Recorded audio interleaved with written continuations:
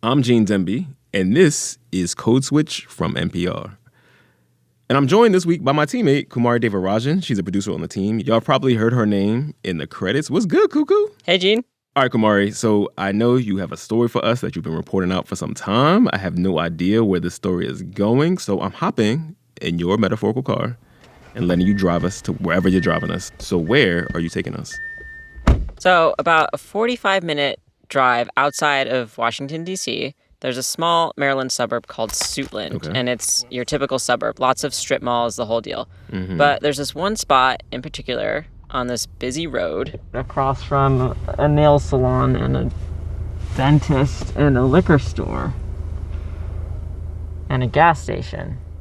And so behind this very secure black fence with barbed wire and signs that say no trespassing, there's a couple of huge, ugly beige buildings with no windows. So it's like one of those weird, secret D.C. area government buildings with stuff going on that we will never know about? Yeah, well, it turns out, and this is where it gets kind of grim, in one of these non-descript buildings in the middle of the suburbs, there are thousands of human remains. What? That is not where I thought you were going with this, Kumari. So is it some kind of morgue? Not quite. It's actually part of the Smithsonian's National Museum of Natural History. And a lot of those remains, more than 10,000 of them, belong to Native American people. Some are almost complete skeletons, and some are just individual bones. And they're in drawers, in these cupboards, in these rooms that have no windows and are climate controlled. All right, so I have so many questions. Like, for starters, why are there all these remains, all these bodies in this building, in this random D.C. suburb? Like, what? Today, I'm going to try to answer that question. And we're going to be looking at some specific remains that people have been fighting over for more than a decade. Nearly 1,500 of those native remains were excavated from Florida. And one native tribe has been fighting the Smithsonian to get those remains back to Florida. This is a story about that fight and the hundreds of years of scientific practice that got us here. For more than a century, what it meant to be a good archaeologist was to dig things up, to then preserve them forever. Museums typically, once we receive something, we hold on to them and we don't get rid of them. We're going to draw the line in the sand. We want them all back. Those first two voices you heard belong to an anthropologist and a museum officer, and we're going to get to them a little later. That last voice you heard belongs to Tina Osceola. She's a member of the Seminole Tribe of Florida, and the Florida Seminoles are the tribe that's been leading this fight to have these remains returned. They're a relatively small tribe of about 4,000 people. They're also called the Unconquered because they fought 3 wars against the U.S. government and never lost, and they successfully resisted U.S. attempts to relocate them. And they're also the owners of the Hard Rock Cafe chain. What? That is, okay, that's, of the many things you said there, right there, that might be the weirdest thing that you said about It's pretty random. All right, so tell me more about Tina Osceola. I think like how I define myself every day is I'm a grandmother, a mom, a daughter, a sister, a Seminole woman, just living my life. Tina also directs the tribe's historic preservation office, and I want to tell you a little story about her and how she got into this fight. It starts in the year 1983, when Tina is just 15, and she enters the Junior Miss Seminole pageant with a bunch of other Seminole girls. You know, some of us, not me, but some of them had the big hair, you know. And Sure, Tina. So everybody in 1983 had that flash dance hair but you. Okay, Yeah, sure. not her, though. But she ended up winning that pageant. Okay, Miss Tina. And part of her role as Miss Junior Seminole was to travel to conferences with other Native youth. then you meet, let's say, Miss Navajo, Miss Indian World. You get to hear them speak about what it's like for them. And really, I took those issues in. In a way, the pageant led her to become politically activated. She said it connected her to struggles all over Indian country. I do have a keen understanding that whatever we do here in Florida as a Seminole, whatever we fight, or whatever crime we might commit, you know, affects tribes across the nation, like a ripple effect. Today, Tina's fighting the oldest museum in the Smithsonian, the Museum of Natural History. She's trying to get those 1,500 native remains back to Florida. And those are just a fraction of the ones sitting in Maryland. I was hired originally to work in the repatriation office because I had repatriation experience. New voice just dropped. Yeah, that's Bill Billick. He's been working at the Museum of Natural History for 27 years. And back when he was first hired, he was kind of a rare find. Not many people had worked with Native people on human remains. Now he's the head of the repatriation office for the museum. So that's the office that makes decisions about returning Native remains and other artifacts to tribes. And Bill told me that he considers repatriation of these remains a social justice issue. In that Native Americans have been very badly treated in this country, and their cemeteries were excavated and remains removed without their permission. So, Kamari, who was digging up all these remains? It's a long list. So ever since Europeans arrived in this land, it's been grave looters, scientists, the U.S. government, and we're going to get into all that later. Okay. But just so you know, it's hundreds of thousands of remains over the course of U.S. history. And the Natural History Museum where Bill works ended up with some of them through donations and their own excavations. So by the time you get to the 1980s, the Smithsonian had acquired around 18,000. Wow. That is a lot of remains. And they're in that building in Maryland that you visited. Do we know who those remains belong to? I mean, Gene, if everyone agreed about whom the remains belong to, there would be no story here, and I would not be talking to you. That is a very fair point, Kamari. But here's where it gets tricky. This is where it gets tricky? Well, okay, trickier. In 1989, Congress passed a law, and among other things, it called for the Smithsonian Institutions to return Native American human remains and artifacts that had been taken.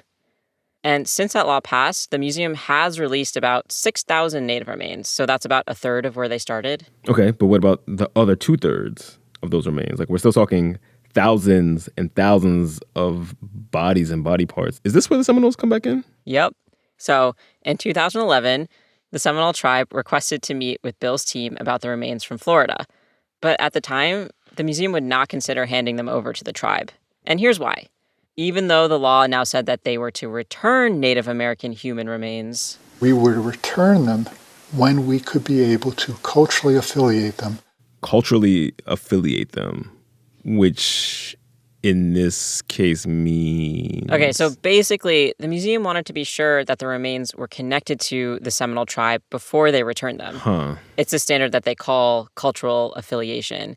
So the museum does research to see if they can connect the remains to a federally recognized tribe. And at the time, the museum was really clear. Only when it could establish a connection would it agree to repatriate them. Okay, so the museum didn't want to go giving remains to people when they might not have been from that community, which makes sense, right? That's not bananas. Yeah, it sounds reasonable, but if the museum couldn't find a connection, it meant that these remains stayed put. And also, not every Smithsonian institution was using the same rule. Each museum had its own policy, even though they're all under the same law. So, for example, the National Museum of the American Indian, they work to repatriate whenever they can. But at the Museum of Natural History, where Bill works, their policy is that they have people who study Native remains, so they're not trying to return all the remains. And here's the thing. If the tribe wanted remains back from the museum had to first find that those remains are connected to the tribe. And in order for the museum to do that, You have to have a good deal of evidence.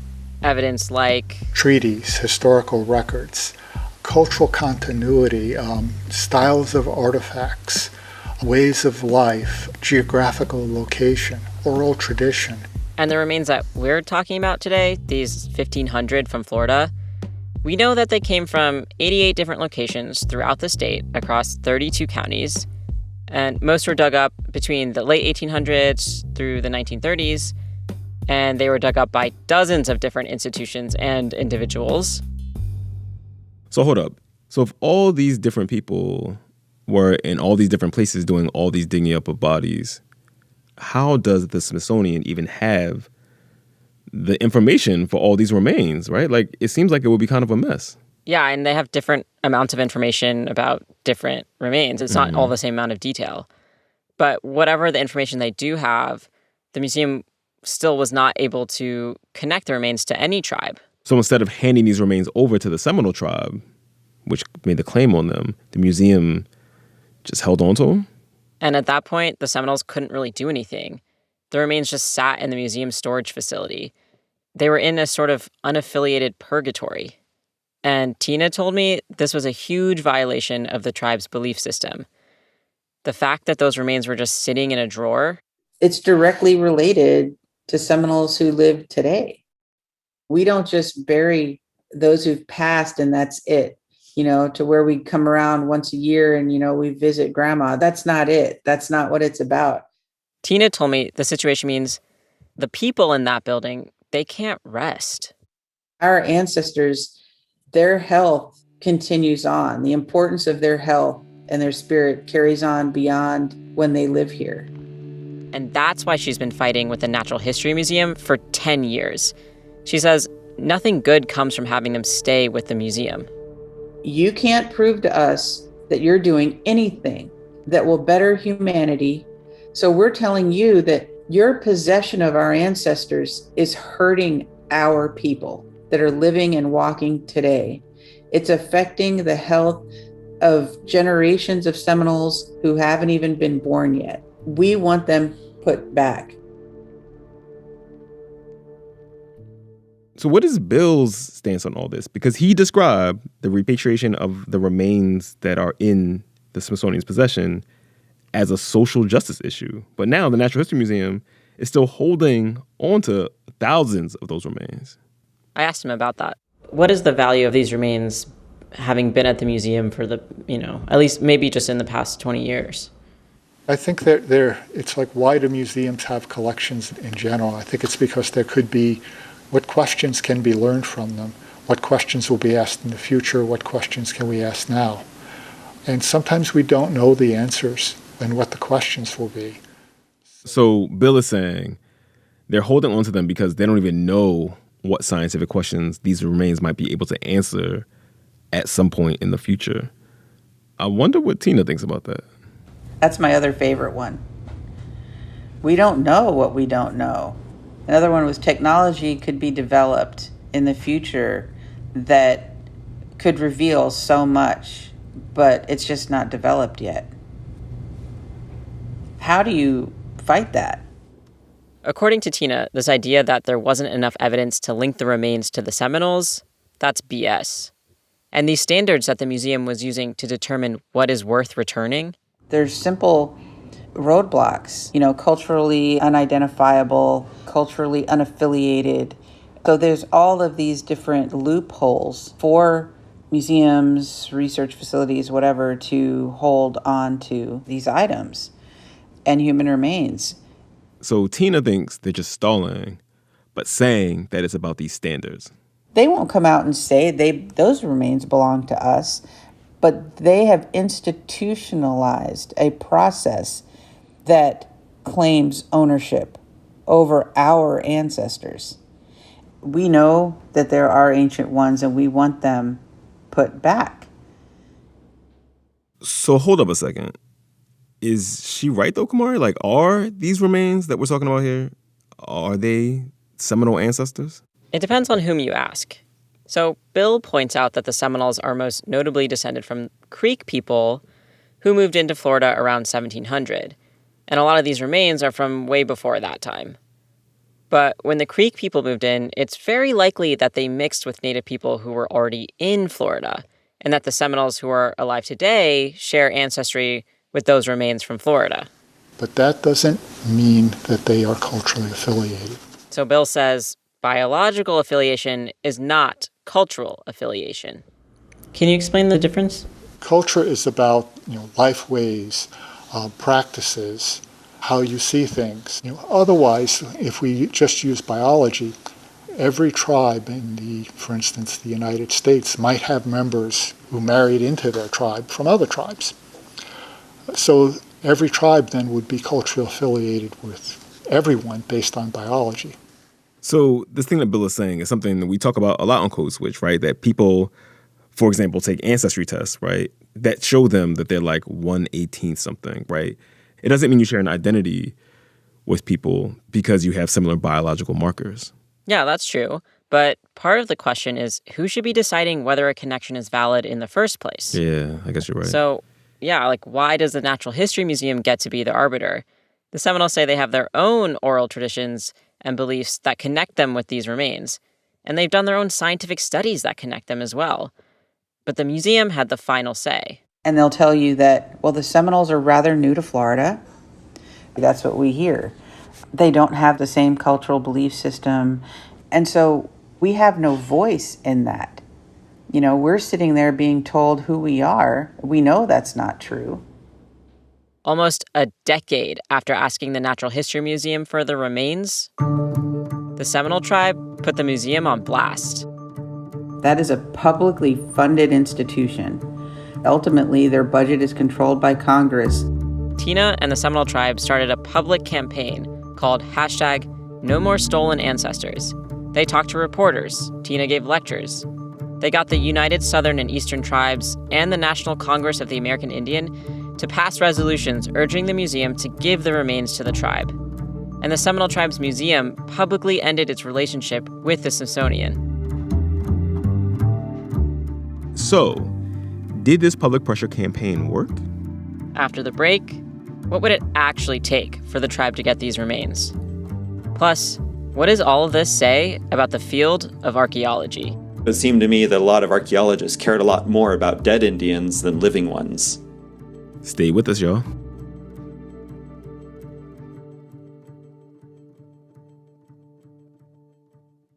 This message comes from NPR sponsor Russell's Reserve. When master distiller Eddie Russell created Russell's Reserve, he sought to make a bourbon delicious for everyone. You can count on their aged to perfection 10-year-old bourbon to sip neat, on the rocks or in a classic Boulevardier cocktail. Order Russell's Reserve for delivery from Drizzly today and share with your chosen family. Russell's Reserve, 45% alcohol by volume, 90 proof, 2020 Campari America, New York, New York. Please drink responsibly. This message comes from NPR sponsor BASF, working to improve electromobility through chemistry. Here's North American Chairman and CEO Michael Hines on what that means for increasing the efficiency of electric cars. Our goal and our objective in our battery materials business is to improve the energy density so that batteries have more power, to improve the recharging times, and then to also make them more affordable. To learn more about BASF's battery material innovations, go to BASF.com. Gene. Kumari. Code Switch. So Cuckoo, a group of Seminole Indians have been trying to get about 1,500 native remains that were taken from Florida back to Florida.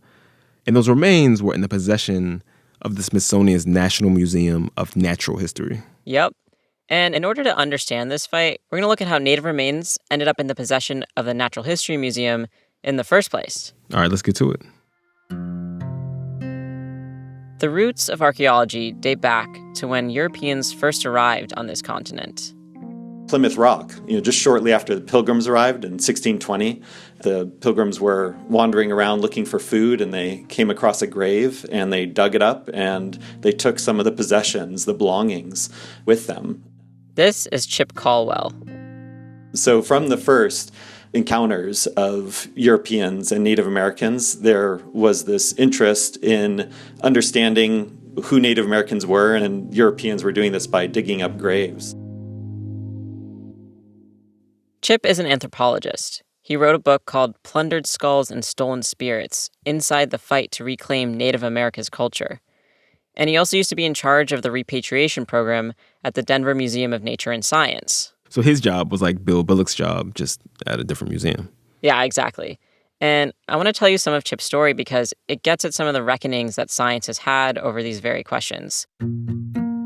So Chip was first bitten by the archaeology bug in the early 1990s. He was in high school, and he had started taking archaeology classes and going on digs. The very first time that I found an arrowhead, I was doing a survey out in the Sonoran Desert outside Tucson, and it was just like this little moment where you're connected to someone from the deep past, maybe thousands of years ago. And I lifted it up and I jumped up and down and I screamed. It's that thrill of excitement. That excitement at finding something from the past was something that had been animating people for centuries. And it started with digging up graves to find items that might be valuable, but also to dig for information. So, for example, you have Thomas Jefferson digging into a mound on his property, a burial mound, to try to prove the antiquity of North America. I mean, if this is Thomas Jefferson, I feel like there's something more sinister to the story. But, okay. Yeah, this grave digging thing is kind of a cliche in popular culture, right? In action-adventure movies, somebody takes some artifact from a grave or a tomb somewhere, and then the action ensues. Because usually in the movies, upsetting the grave always unleashes some calamity, some evil. Yeah, but in real life, there seems to have actually been zero consequences for grave robbing. Right, exactly.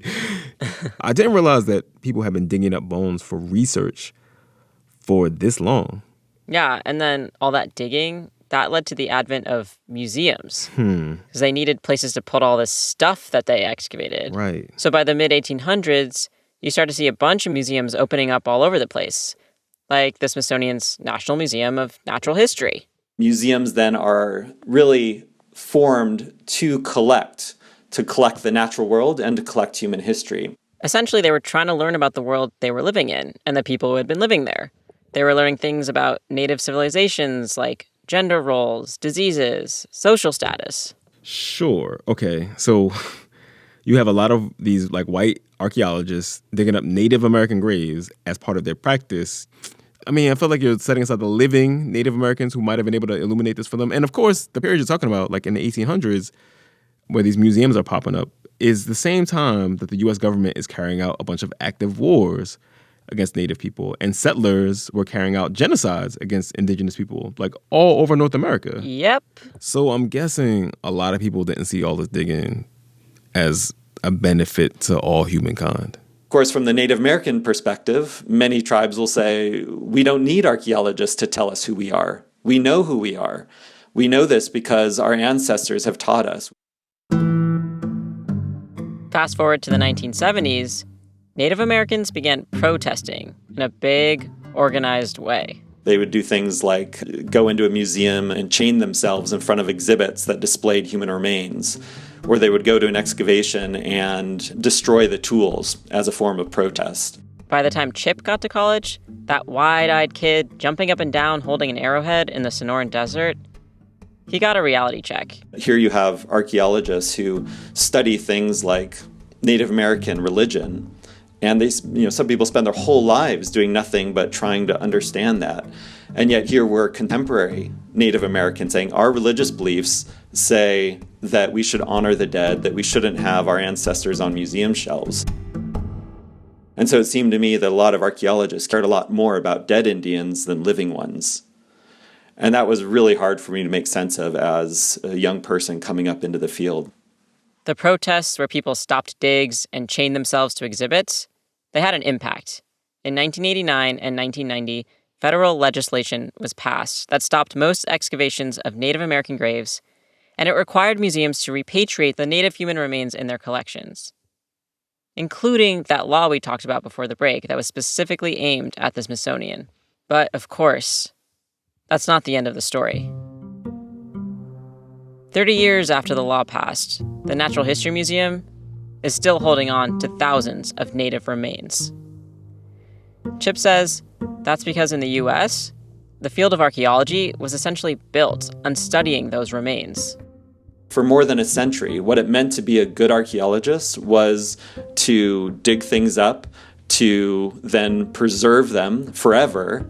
So the idea that you have a particular group of people that are saying, these are our ancestors and we want them out of your institutions. That idea goes completely against the foundational ethics of what it meant to be a professional archaeologist. Even as the laws were being passed, some big, powerful museums joined forces with major scientific organizations to try to amend the laws in their favor. And they succeeded to some extent. Those laws limited the ways that Native Americans could get control of Native remains from museums. Most fundamentally didn't allow Native Americans to just go in and reclaim their ancestors. There would be many hoops, many limitations. And, maybe one of the biggest limitations of all was this question of cultural affiliation. Cultural affiliation, if y'all remember, is that standard that a lot of museums use to establish a connection between remains and a specific tribe. And it's the reason the Natural History Museum did not hand the remains to the Seminole Tribe. Chip says this business of cultural affiliation can be really subjective. Cultural affiliation was purpose-built to depend on the judgments of museum administrators. He told me the story about 5 different museums that had remains from the same site in Greenfield, Massachusetts. Among the museums, 3 different conclusions were made about whom the remains belonged to, and the remains were all taken from the same place. When you see one site dealt with by different museums differently, that proves, the point. There is no objective standard. So if you're a tribe trying to get these remains back, what are you supposed to do if all these museums are using different standards and coming to different conclusions about who these remains belong to? So sometimes when that happens, museums have asked the tribes to decide what they want, which Tina told me is what the Seminoles would prefer. I mean, if there's going to be a disagreement, at least let it be worked out by native tribes and not museums. Right, that makes sense. So what does Chip have to say about the Natural History Museum? He says they drag their feet when it comes to returning remains. For example, when a claim is made, they write incredibly thorough reports. I mean, these are dissertation-length reports. I know of no other museum that goes to such lengths. And on the one hand, it's amazing, right? Because you have all of this information and probably even a lot of tribes benefit from the kind of information collected. But the trade-off is the pace at which you can address these claims. I've seen some of these reports. It can be 200 pages long. So Chip is saying the Smithsonian has been doing a lot of studying, but not a whole lot of returning. Exactly. That's how museums get in the way of repatriation. That's how they slow things down to such a point to either frustrate tribes or to simply hope that if you go slow enough, you're not going to return ancestors over the long term. And the Natural History Museum's sluggish pace, it's been called out before. In 2011, the Government Accountability Office put out a report on the repatriation efforts of the Smithsonian. So this is like a report card on the repatriation office at the Natural History Museum. And based on what we've been hearing, I'm guessing they did not get straight A's. Yeah, not quite. So the title of the report, Much Work Still Needed to Identify and Repatriate Indian Human Remains and Objects. Much work still needed to be done. Sounds like an incomplete. It sounds like when your teacher is trying to be nice and you're like, your child has so much room for growth. Yeah, so a couple highlights from the report. The Smithsonian originally estimated that the repatriation process would take about 5 years. However, at the pace that it is progressing, GAO believes it could take several more decades to complete the process. Several more decades. Yep.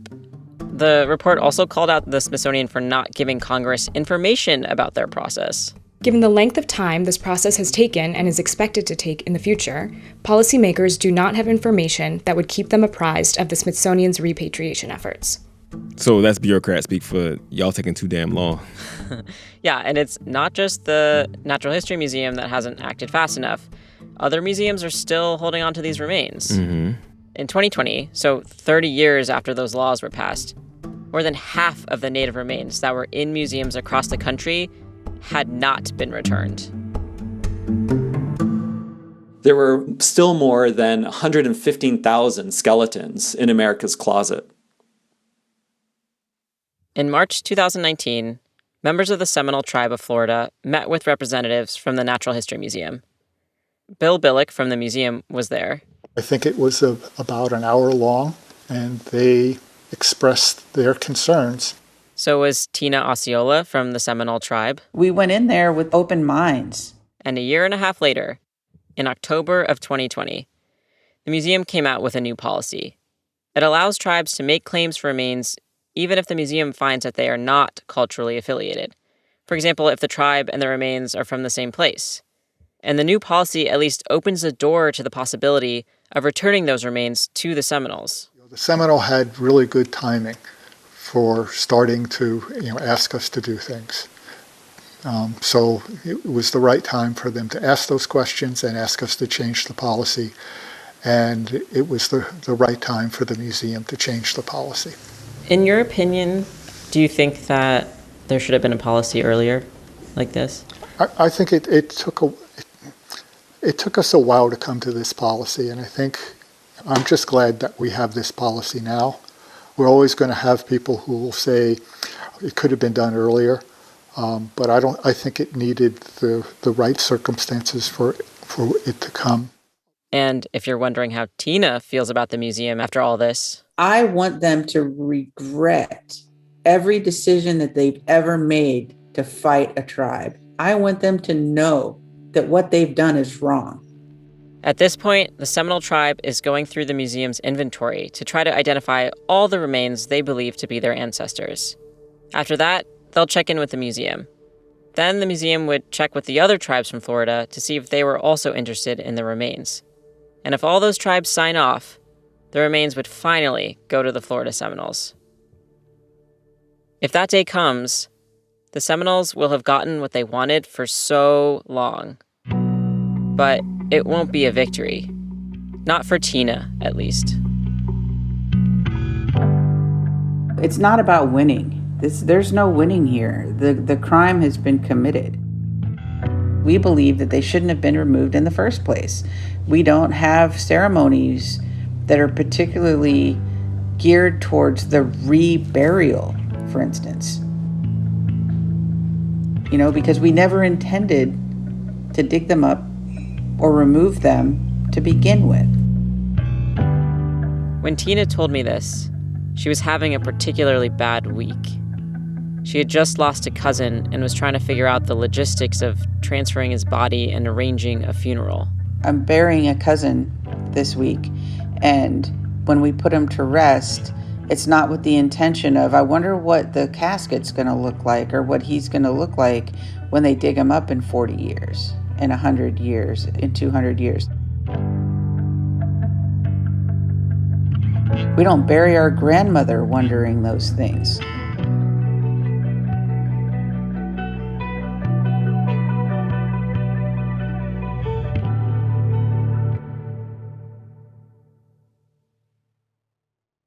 That's our show. Kumari, you want to stick around and do these credits with me? Duh. Please follow us on Twitter and on the gram at NPR Code Switch. But if email is more your vibe, ours is codeswitch@npr.org, so hit us up. And subscribe to the podcast on NPR One or wherever you get your podcasts. And you can subscribe to our newsletter at npr.org/codeswitchnewsletter. This episode was produced by Kumari. It was edited by Leah Donnella, me, and Steve Drummond. Shout out to the rest of the Code Switch squad: Karen Grigsby Bates, Alyssa Jong Perry, Christina Kala, Jess Kung, Summer Tamad, and Sam Yellowhorse Kessler. Our art director is L.A. Johnson, and our new intern is Asia Drain. I'm Gene Demby. And I'm Kumari Devarajan. Be easy, y'all. Blessings. No, so bad. No, 1,000%. Keep blessings, 1,000%.